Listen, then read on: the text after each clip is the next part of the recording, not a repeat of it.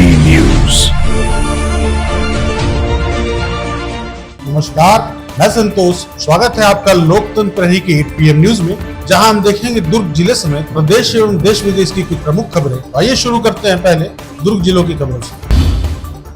दुर्ग जिला पंचायत कार्यक्रम में सड़क सुरक्षा जागरूकता कार्यक्रम का आयोजन किया गया, जिसमें मुख्य अतिथि सांसद विजय बघेल ने उपस्थित अधिकारियों और कर्मचारियों को सड़क सुरक्षा नियमों का पालन करने की शपथ दिलाई और सुरक्षित यातायात व्यवस्था को बढ़ावा देने के संदेश दिए। सांसद ने दोपहिया वाहन चलाते समय हेलमेट पहनने, 4 पहिया वाहन में सीट बेल्ट लगाने और निर्धारित गति सीमा का पालन करने पर विशेष जोर दिया। उन्होंने यह भी कहा कि नशे की हालत में वाहन चलाना हादसों का सबसे बड़ा कारण है, जिसे बचना बेहद जरूरी है। कार्यक्रम में मौजूद सभी लोगों ने सड़क सुरक्षा नियमों का पालन करने और अपने परिवार व समाज को जागरूक करने का संकल्प लिया।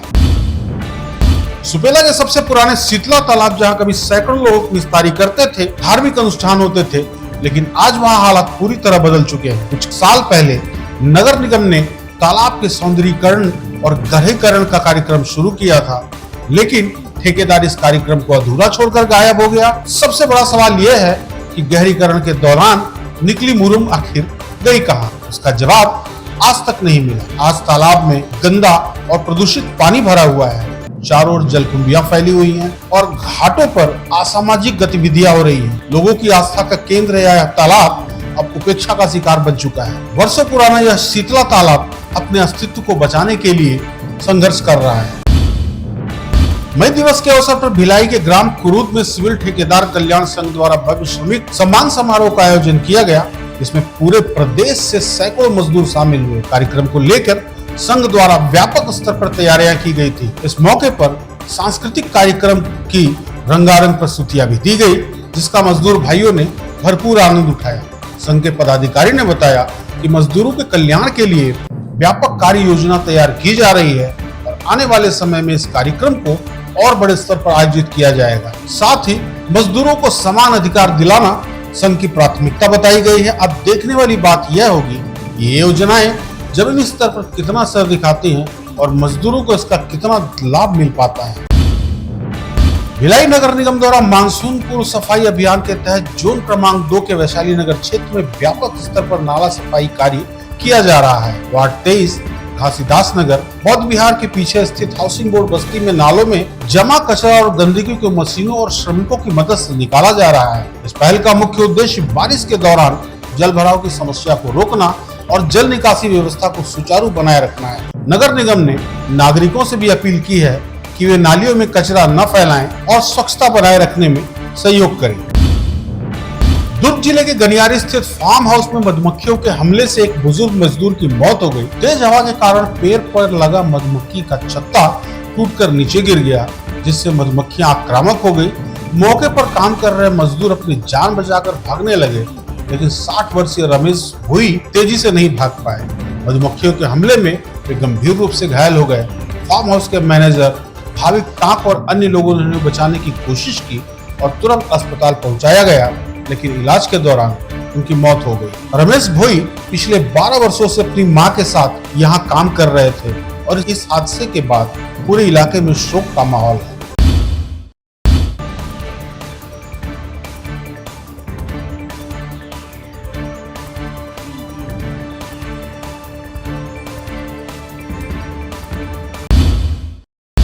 अब नजर डालते हैं प्रदेश की खबरों पर।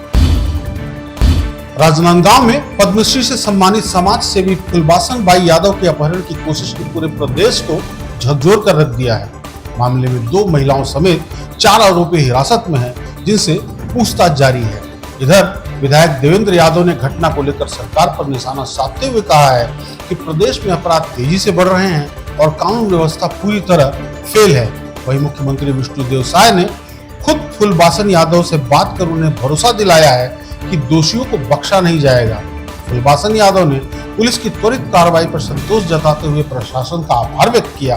फिलहाल पुलिस इस बात की जांच में जुटी है। रायपुर में डायरेक्टरेट ऑफ रेवेन्यू इंटेलिजेंस ने बड़ी कार्रवाई करते हुए रिंग रोड स्थित हंस ट्रेवल पर छापा मारा है। सूत्रों के मुताबिक यह जाली नोटों की तस्करी की सूचना पर कार्रवाई की गई। इसमें बड़ी मात्रा में छोटी करेंसी से भरे बोरे बरामद किए गए हैं। बताया जा रहा है कि यह संदिग्ध पार्सल कोलकाता से आया था। फिलहाल डायरेक्टरेट ऑफ रेवेन्यू इंटेलिजेंस के 5 अधिकारियों की टीम मौके पर मौजूद है। अधिकारियों का कहना है कि पूरे नेटवर्क की जांच की जा रही है और जल्द ही बड़े खुलासे हो सकते हैं।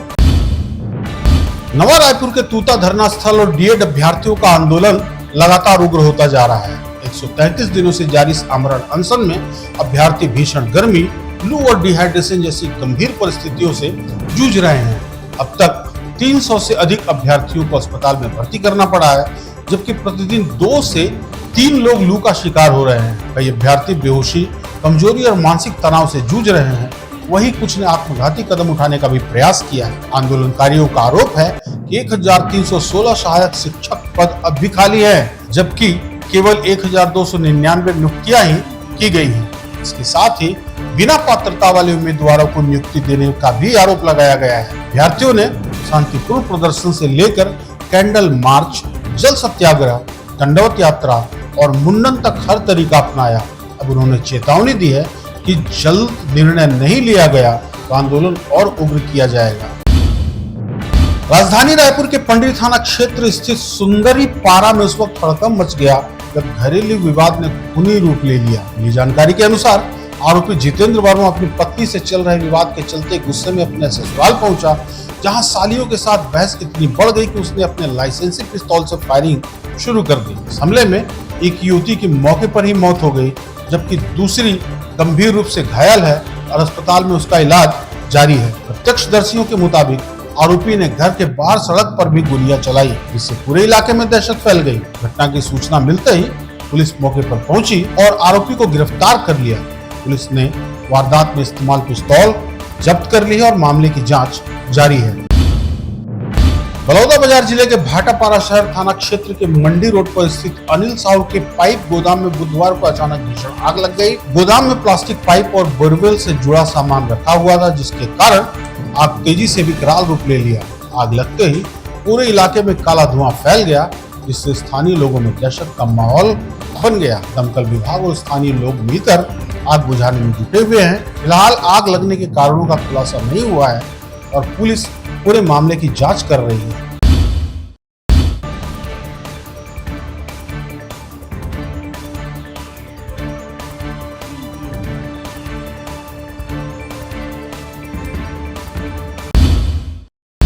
नजर डालते हैं देश विदेश की खबरों पर। टीवी के प्रमुख विजय थालापति ने तमिलनाडु में सरकार बनाने का दावा पेश कर दिया है। विजय ने लोक भवन और गिंडी स्थित राजभवन पहुंचकर राज्यपाल से मुलाकात की और समर्थन का पत्र सौंपा। सूत्रों के मुताबिक विजय थालापति 7 मई को सुबह 10 बजे से 11:15 के बीच शपथ ले सकते हैं। कांग्रेस के समर्थन के बाद टीवी की स्थिति मजबूत हुई है, लेकिन ADI-ADMK में बगावत सियासी समीकरण बदल दिए हैं। सीवी षणमुगम के नेतृत्व में कई विधायक विजय को समर्थन देने के पक्ष में नजर आ रहे हैं। बताया जा रहा है कि 47 में से बड़ी संख्या में विधायक टीवीके के साथ जा सकते हैं। 234 सीटों वाली विधानसभा में बहुमत के लिए 118 सीटें जरूरी है, जबकि टीवीके के पास 108 सीटें हैं। सबकी नजर गठबंधन और शपथ ग्रहण पर टिकी हुई है। पश्चिम बंगाल विधानसभा चुनाव में भाजपा ने शानदार प्रदर्शन करते हुए 294 में से 207 सीटों पर जीत दर्ज की है। करीब 75 साल बाद पहली बार बंगाल में भाजपा सत्ता में आई है और इस जीत की गूंज सिर्फ भारत तक ही सीमित नहीं रही। पड़ोसी देश बांग्लादेश ने भी इस नतीजे का स्वागत किया है। बांग्लादेश की सत्तारूढ़ पार्टी BNP के नेता अजीजुल बरी हेलाल ने बीजेपी की जीत को भारत बांग्लादेश संबंधों के लिए सकारात्मक बताया है। उन्होंने उम्मीद जताई नई सरकार के नेतृत्व में तिरस्ता जल समझौता का रास्ता अब साफ हो सकता है। वहीं दूसरी ओर ममता बनर्जी लगातार इस समझौते का विरोध करती रही हैं। उनका कहना है कि इससे उत्तर बंगाल में जल संकट गहरा सकता है। पश्चिम बंगाल की राजनीति में हलचल तेज हो गई है। पूर्व क्रिकेटर और TMC नेता मनोज तिवारी ने पार्टी से किनारा कर लिया है। तिवारी ने आरोप लगाया है कि विधानसभा टिकट के बदले उनसे 5 करोड़ रुपए की मांग की गई थी, जिससे उन्होंने देने से साफ इनकार कर दिया। उन्होंने दावा किया कि इस बार 70 से ज्यादा उम्मीदवारों ने टिकट पाने के लिए भारी रकम दी। इतना ही नहीं, तिवारी ने सरकार में अपनी भूमिका को लॉलीपॉप बताते हुए कहा कि उन्होंने कोई वास्तविक अधिकार नहीं दिया गया। तिवारी ने खेल मंत्री पर भी निशाना साधते हुए कहा कि उन्होंने खेलों की बुनियादी समझ तक नहीं है। वहीं कोलकाता में आयोजित एक बड़े स्पोर्ट्स इवेंट में भी उन्होंने पूरी तरह फेल करार दिया। अब तिवारी ने साफ कर दिया है कि वे राजनीति से दूरी बनाकर कोचिंग के क्षेत्र में आगे बढ़ना चाहते हैं। हॉर्मुज स्ट्रेट में हालात बेहद गंभीर बने हुए हैं। फ्रांस की शिपिंग कंपनी के अनुसार उनका कार्गो जहाज सैन एंटोनियो मंगलवार को गुजर रहा था, तभी उस पर हमला हुआ। हमले में जहाज को नुकसान पहुंचा और कई क्रू मेंबर घायल हुए, जिन्हें सुरक्षित बाहर निकाल लिया गया है। अमेरिका ने जहाज को सुरक्षित निकालने के लिए प्रोजेक्ट फ्रीडम शुरू किया था, लेकिन अब इसे बंद कर दिया गया है। वहीं ईरान ने इसे अपनी रणनीतिक जीत करार दिया है। दूसरी ओर यूएई पर भी लगातार दूसरे दिन हमला हुआ, लेकिन वहां की सुरक्षा प्रणाली ने भी सभी मिसाइलों और ड्रोन को हवा में ही नष्ट कर दिया। भारत ने इस हमले में अपने नागरिकों के घायल होने पर कड़ा विरोध दर्ज कराया है। पाकिस्तान की एकमात्र स्थानीय स्वामित्व वाली शराब कंपनी मरी ब्रूअरी ने करीब 50 साल बाद फिर से शराब निर्यात शुरू कर दिया है। वही यह देश जहां अधिकतर मुस्लिम आबादी के लिए शराब पर सख्त प्रतिबंध है, लेकिन अब यही उत्पाद विदेशों में भेजे जा रहे हैं। कंपनी ने अपनी बियर और अन्य मादक पेयों का निर्यात उन देशों में शुरू किया है जो इस्लामिक सहयोग संगठन यानी OIC का हिस्सा नहीं है। अप्रैल महीने में ब्रिटेन, जापान, पुर्तगाल और थाईलैंड जैसे देशों को निर्यात किया गया, जिससे पाकिस्तान को विदेशी मुद्रा मिलने की उम्मीद है। 1977 में तत्कालीन प्रधानमंत्री जुल्फिकार अली भुट्टो द्वारा शराब पर प्रतिबंध लगाए जाने के बाद कंपनी को बड़ा झटका लगा, लेकिन अब सरकार ने मंजूरी मिलने के बाद एक बार फिर वैश्विक बाजार में वापसी हो रही है। आज के समाचार यहीं तक, फिर मिलेंगे। नमस्कार।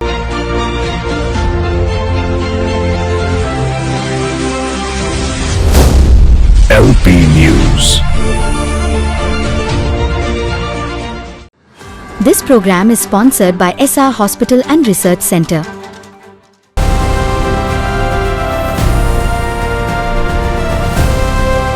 हर खबर पर नजर, सच, हिम्मत और जमीनी रिपोर्टिंग, देश, समाज और सत्य के लिए। LP News, आपकी आवाज।